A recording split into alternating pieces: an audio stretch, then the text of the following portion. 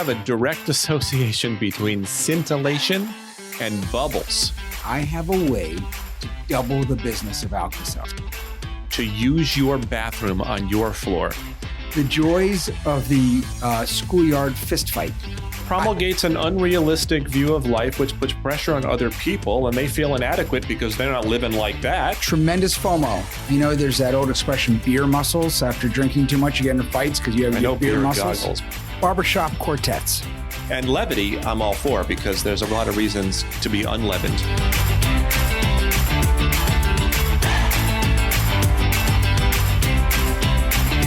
Well, hello, everyone, and welcome to yet another scintillating edition of Smart Drivel. John, what do? We promise something and we deliver what? I think we promise the drivel and hope for the smart.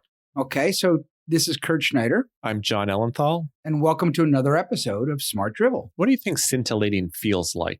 Because it's one of those words that, I'll tell you exactly what I think it feels like. Okay, go ahead. Have you felt scintillated? Do you remember Willy Wonka and the Chocolate Factory? Not only do I remember it, but I loved it, read it, and then my children made me watch it 100 times when they were young. So remember when they start going up in that bubble chamber and they're going to hit the fan? Jack Nicholson, and they have to... Not Jack Nicholson. No, Jack Albertson. Jack Albertson, sorry about that. And they had to burp in order to get themselves lower in altitude. There? I think that's scintillating. So I think of something more ethereal and uplifting. What do you want? Champagne is scintillating. I don't think it is personally, but I'm delighted that you do. So you have a direct association between scintillation and bubbles. Okay, I can't imagine that we're going to talk about the word scintillating through our entire podcast. What's our topic today, Kurt? Today, John, I was thinking we should discuss something that's pervasive in our society. Oh, pervasive, yes. This actually, some of this topic would have fallen in beautifully into our pet peeves episode a while ago. One of my favorites. I think we should discuss social media, the pros and the cons, because there are, like any interesting innovation in society or technology. Look, it's a huge part of everyday life. Tons of pros and tons of cons. Okay, so let's talk about social media. But since you mentioned pet peeves, there was a pet peeve that I didn't mention during that episode, and maybe you have one that you've been holding on to as well. Give it to me. This one drives me nuts. Me too. So thank you for that. We both have worked in office buildings for a lot of years, and it is quite common for someone to come from another floor to use your bathroom on your floor. And it's very clear that they, because of a newspaper under their arm, or you know what they're going to do.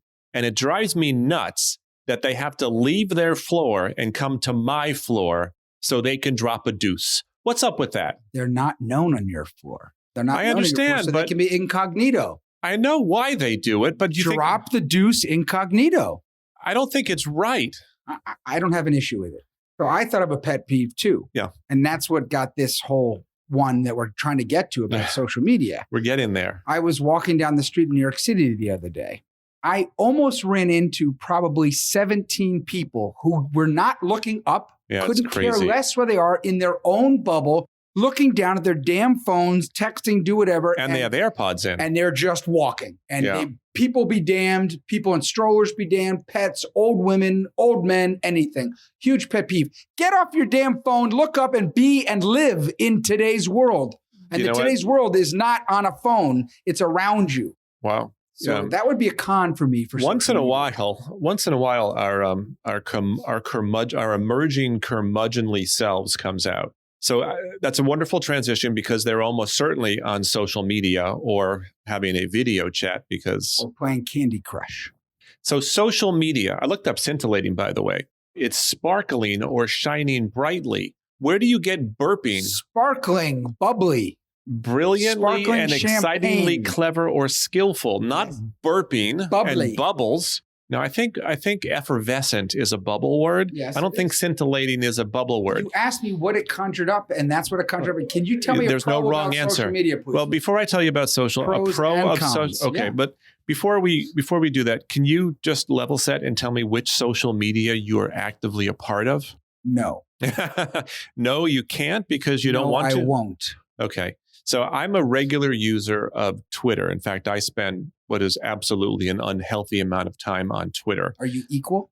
Am I equal in what way? Or are you a voyeur, Twitter voyeur? I do not publish much. So you're a Twitter voyeur. I am which much is fine. more I'm of a not saying there's a voyeur. problem. I didn't feel any judgment from you. But it actually does sort of defeat the idea of social media because one's supposed to beget another. So it's like using Waze and not posting that you see. So do you want a pro or a look? I think when in the case of Twitter, you have instant access to the opinions and news items from people that you want to hear from. So it is a great way to stay in touch with people and things that you care about. But you just said something very interesting. That explains a look on your face. What you care about. So by that definition and by its nature, aren't you sort of self-selecting into a bubble that only, not bubbles like scintillating, but a bubble that only you are living in, and therefore it's this self.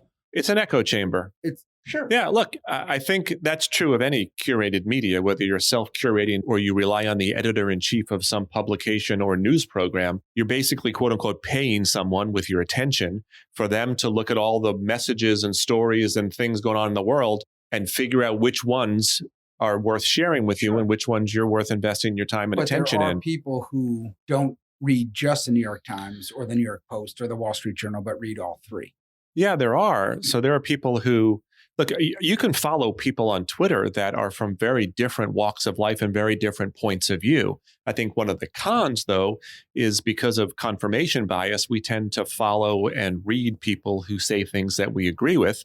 And since the country is incredibly divided, it is an instrument that further divides us. If you only get messages and read things from people who see the world the same way you do, you're increasingly convinced that you got it right and everybody else is wrong because there are lots of people out there that seem to agree with you. So let's go. And I actually agree with you. I think. Why do you say actually? Well, because sometimes do you find ourselves not agreeing a lot? No, but sometimes I. So we had a little dispute over scintillating. Next thing you know, I actually agree with you. I'm holding not a grudge. I'm holding a scintillating, pervasive. Effervescent, perhaps? Stick. When you say effervescent, which you didn't because I did, I think of Alka-Seltzer. Yeah, it's definitely effervescent. I think of personalities, actually. Plop, plop, fizz, fizz. Oh, what a relief it is. If that isn't the most brilliant copywriting, I don't know what is. Can I tell you something more brilliant about that? Oh, please, top me. The guy who came up with that went into the ad agency and he said, I have a way to double the business of Alka-Seltzer. I think he was right. It used to be one tablet. And he said, plop, plop, fizz, fizz. Oh, what a relief it is. So they doubled their business. They had to have two tablets. Yes, you have to have two. They didn't reduce the dose of each tablet. They just said take twice as much. There you go. That's the American way, John. There's probably Twitter feeds and Facebook groups that talk about great advertising. So social media, Kurt. Okay. So a positive for me or a pro for me in social media in general, beyond sort of the news feed that you were talking about with Twitter, is I think it's a great way to stay in touch. Two different ways to stay in touch. One, two mints in one, like two Alka-Seltzer. The current people you already know in your life, whether it's dipping back to grade school, high school, college, your first job, whatever. Isn't it great when you hear from someone that you went to elementary school with and you hadn't thought of them in 40 years? Well, I'm not on those Facebook, so I do not hear from them. So you want to talk about social media despite the fact that you don't have a Facebook account? I have other accounts. Okay. So the idea is... LinkedIn is what you're talking about. No, I have more than LinkedIn. Thank you. Okay. So anyway, I think it's a way to stay in touch with people. No question. And to stay in easy touch and easy access. It's also it's an easy way to gain new friends. There's a positive to it. You have so many friends. What would you possibly do with more? That's why I'm not on it. Because I don't need to find out more. Well, some people actually use Facebook and other social media to alienate their friends and reduce their friend count. Or others use it to how? You say things like you might take a political position and some of your friends might say, not only do I disagree with you, but I don't come on Facebook to hear stuff like that. I'm out of here. So that's a con for me. Clearly alienating people and losing friends. Actually, the con for me is that there's no terminus on social media. It can just keep going and going and going. I wrote an op-ed once that my wife would not let me publish. She has very good judgment. Because the op-ed was entitled The Joys of the Schoolyard Fistfight. Oh my God. But here was the premise. The premise was, and I'm not espousing that we should be fighting. I'm not. The premise was when we grew up, there were the schoolyard fistfights. What would happen is you'd have a disagreement with a friend physically. Yeah. The friend would then challenge you to a fight. Everyone in class knew, and at 3:00 on the hopscotch thing, you're getting out in a fight. The fights lasted about 11 seconds. The most damage you got was probably when I took a swing at Jimmy's face. He ducked and I cut my knuckle on his braces. Oh, God. After that fight, we were friends. The dispute was over. It was a terminus and went on. So in social media, there's no terminus, and you just keep going and going. So there's no resolution. Resolution, great word. Okay, so there's no resolution, and you're saying that the problem with social media is you can't punch somebody in the braces. What I'm saying, you just can't do it physically. You have no terminus. Okay. So the lack of resolution, but most relationships and conversations do go on open-ended, whether they take place in digital media or in the schoolyard. Like any new tool, it depends on the motives of the person who's using the tool that determines whether it's a force of good or a force of evil. If I said to you, the knife, that was a good invention. It allowed us to hunt and prepare our foods and all that kind of stuff. The knife in the hand of someone violent, bad. So look, airplanes are incredible, right? I mean, they have what they've done for, economic development and just giving people the chance to explore all corners of a round earth. Expand incredible. Horizons. Hijacked, flown into buildings. They are major forces of evil. So, the thing about social media is the barriers to publishing are non-existent now. So you can spew any point of view. And if your motives are evil, to be divisive, to sow hate, to provoke, to be destructive, and you could obviously do that in a very organized way. So the Russians obviously basically hijacked social media to sow all sorts of seeds of discord and misinformation, then it's just so easy to do that now. And that's not freedom of the press. That's actually using it in a slanderous way. Yeah. I mean, I don't know that it's legally slander or not, but it's clearly evil. And, that's a problem. Look at the damage. If you wanted to go out on Facebook and buy ads that say, listen, the election has been moved or your polling place isn't going to be open. Could. So I don't know what the right guardrails are, but there are no guardrails, it appears. And so while it's an incredible force of good, it can also be an incredible force of bad. And it's more powerful than the tools we used to have because so many people use them. I would think looking through history, there are many, many other examples of that exact same thing. What is a positive is also a negative. Right. So let me give you another one on social media, my thinking about it. And this is one that's been widely talked about, especially with teenagers and high school, et cetera.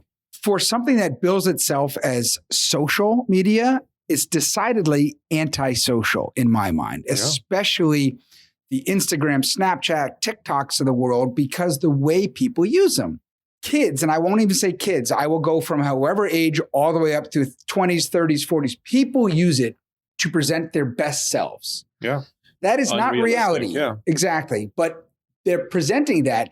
They can actually be a completely different person online. And if I'm watching it or reading it or following someone who I don't know personally, and I see that, or I do know them personally, but I don't know that behind this, they're having issues when they're going to parties every night. It promulgates an unrealistic view of life, which puts pressure on other people, and they feel inadequate because they're not living like that. Tremendous FOMO. Yeah, tremendous FOMO, but it's unrealistic. Yeah, so we've always had that, right? That was magazine ads, and before that, it's characters on TV. But we spend hieroglyphics.